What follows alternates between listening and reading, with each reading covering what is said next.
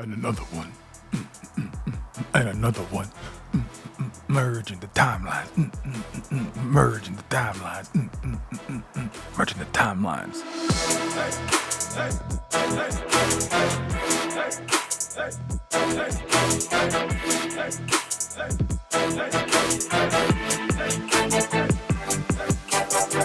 You guys are hilarious.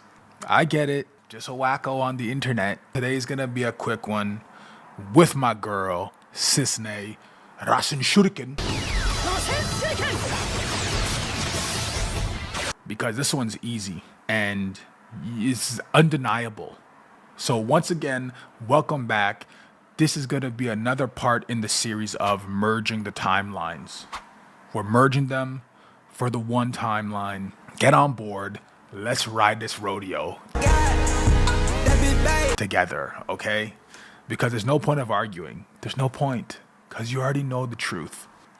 In Final Fantasy VII Rebirth, we see my girl Cissnei in a new outfit. I'm Cissnei, Coalition Captain. Who used to be a member of the Turks. You're a Turk too? I'm Cissnei. And if you do all the missions in Gongaga, what you actually find out is that they tell you a lot about her backstory. Confronting personnel data. ID GAI-153. Affiliation, General Affairs, Auditing. Turks. But the most important part of the entire story to prove to you that we're merging the timelines is Cissnei's not in the original Final Fantasy VII game. She is not. She is not a character. She's nothing. This game is not Final Fantasy VII original. What? What the f?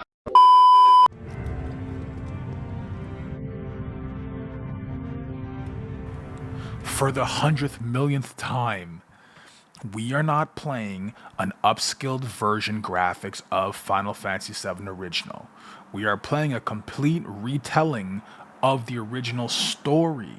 So we're going to have elements of it, but it's not the same story. It's not Sephiroth's will and Sephiroth's will's controlling. It's not that. It's not Sephiroth, Northern Crater, the will and the this and the that. It's not that. Sephiroth Redemption Arc. Hojo's the evil mastermind. Jenova's controlling all of them. That's the plot. And the sooner you accept it, the more peace you'll have inside. Make you relax. My asthma's gone. Listen to me breathe. Why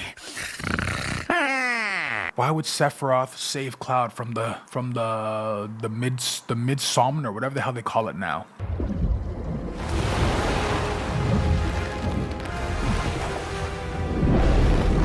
Why would Sephiroth save Cloud from the snake? Could have just drowned and died. Could have been the end of the story. But he saves him. The reason why he does that is because Sephiroth needs Cloud for his salvation. And I'm going to let you think about that while I talk about my homegirl Cissnei today. Lend me your strength. They tell you right there. But anyways, so you guys aren't ready for that conversation yet. We're going to save that for the back end. We're going to save that for the back end. So today we're talking about my homegirl Cissnei, ex-Turk, who now is in Gongaga, following up on her promise that she made to Zack in Crisis Core. Hey, Cissnei, would you mind keeping my folks company for a while? All right. No problem. Crisis Core Reunion, the remake. Did you play it? I hope you did. The best game. Zack's the best. Cissnei's the best. Everybody in that game is the best. All you need to know. This is going to be straight to the point, and I know I said 1,000 things before to say to this point, because this point is just very small. When we're in Final Fantasy VII Rebirth, we run into Cissnei in Gongaga, and the first thing she says when she looks at Cloud, she says, "You!" You. What?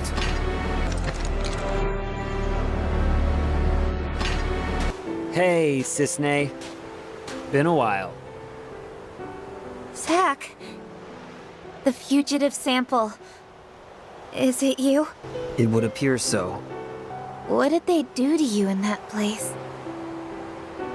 Well, this and that. That's for the original game. But my theory establishes we're not playing the Final Fantasy original game. All of that game, I know, this is a huge leap of faith. All of that game is a dream. Cloud's dream, okay? The game, FF7 is now Crisis Core Reunion, end of remake, where Zack's showing us Zack's alive, and now Rebirth. So don't overcomplicate it. Now, question time. Would you yell like that to somebody that you've never met before? Or is that something, a reaction you would have to somebody who you thought was dead, who is now alive, somebody who you've seen before, and I don't have a third thing to say. But is that a reaction you would say to somebody? Just a random stranger you met. You're alive? Where's Zack? Last time I saw you were with Zack, and I never saw Zack ever again. What do you think's going through Cissnei's mind? Zack must be alive, which she tells us, but we're not talking about that in this video. Don't ask me why, but my gut is telling me that something big is about to go down. Wait, are you expecting someone? Silly as it sounds, someone who isn't with us anymore. But he doesn't feel gone. It's like I wouldn't be surprised if I woke up one day and saw him outside our gates. You're going to save Zack's life. Of course. This is gonna sound cryptic and weird, I know, but I stole part of his life from him, and I gotta carry that. This world of ours is about to change. That's not my gut talking. The writing's been on the wall for a while now, and there's nothing we can do to stop what's coming.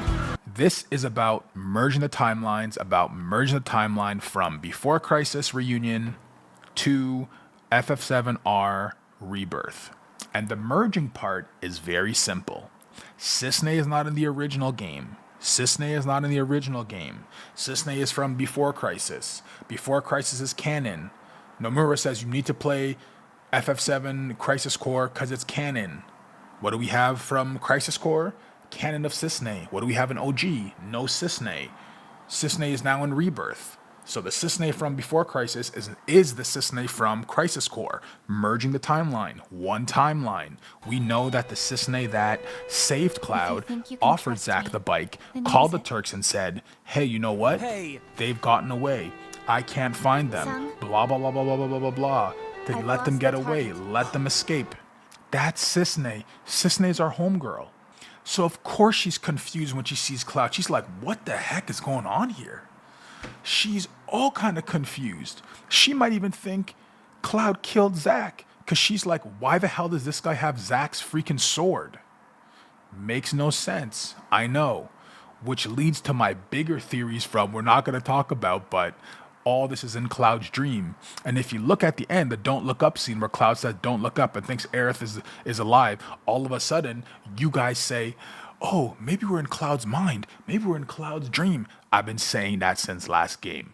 The people disagree, like, oh, no, you're misreading this or you're misreading that. It's like, okay, well, what if I told you? But none of you guys want to agree with me. But that's okay. I'm not mad. I'm chilling. Because in the scene, when you see Aerith in the garden, the first thing Cloud asks is this a dream? Yes, it's all a freaking dream, bro. Why do you think when he grabs the black materia? And I just want to leave another note, because I'm done with the Cissnei part. That's the only thing I really want to go over. But why do you think when you grab the black materia? Besides, there's no point fighting over a fake. No, you're trying to fool me. Didn't you hear what Aerith said? That's mine. Fine, fetch. And Cloud looks at it. The hell?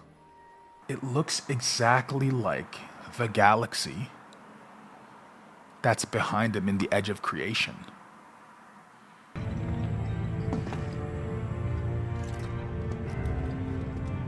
This is... The edge of creation. And I think the reason why they made the galaxy in the black materia look like the galaxy of the edge of creation is, and I know a lot of you guys won't like this, but It's kind of symbolism to show The hell? Cloud is actually the destroyer. Cloud is going to bring the destruction. And I say that only because one of the most recent trailers, we have Sephiroth in the edge of creation, looking towards the light side. Sephiroth saying, I can save them all. And the only person that seems to be in his way is Cloud, because Cloud believes that Sephiroth burned down his village and killed his mother and his friends and his loved ones, not knowing that it's actually Jenova. So I was going to talk a little bit more about why it's important that somebody from the Turks was actually able to leave, because the Turks' motto that we learned in Before Crisis is till death. The Turks' motto that they kind of all follow, the creed that they take. And it wouldn't make sense for her to be able to leave unless it was being run by somebody else, which we find out is Sung and not Verdot, which means Verdot must be busy somewhere else running something relatively sophisticated, maybe with his daughter. I wonder what that could be. Now, before I get consumed by Jenova back here, I went with the purple light, so don't get the Jenova coming over to me. I want to end it right there. That's now 3 episodes on merging the timelines, President Shinra merging the story from Before Crisis all the way over to FF7 Remake about his assassination, the Avalanche characters. 2, we had Broaden in the 2nd episode, which brought over the elements of Calm's destruction, which is in Before Crisis, not in OG, not in anything else. That's where it came. That's where the timeline was merged. And now we have Cissnei, not in the original game, in Crisis Core, brought over to now FF7 Rebirth. And when I'm saying like she's going to be part of the game and part of the party and all that stuff, that's because I think there's actually a possibility of an element of when Zack does merge back over, that he's still going to have kind of his crew. Like the Turks are kind of like his crew. So I could easily see some of the members partying up with Zack. I could see someone like Cissnei or part of his party, because we already got Yuffie in our party. So it's not like we're not going to have 2 freaking shuriken chicks just throwing them ninja stars everywhere, do the smoke bombs and stuff. Even though Yuffie's probably my favorite character, fighting wise in the game. Has the best combos. Every element. Anyways, I'm getting, it doesn't matter. That's all we got for today. I'm going to be getting into the relationship between Zack and Cissnei and showing you some of the deleted scenes in the DMW machine, or the DW. I'm going to be getting to some deleted scenes from Crisis Core that show the relationship that I believe is the better relationship for Zack, which is Zack and Cissnei. We don't need Aerith. Aerith's whack anyways. And I'm going to also go into details about who Aerith... It's actually a pretty heartbreaking story of why Cloud means so much to Aerith. And it's because of a broken promise from Zack, her first love. That's all we got today. Catch you on the next one. Holla my freaking lamp Jenova. Later.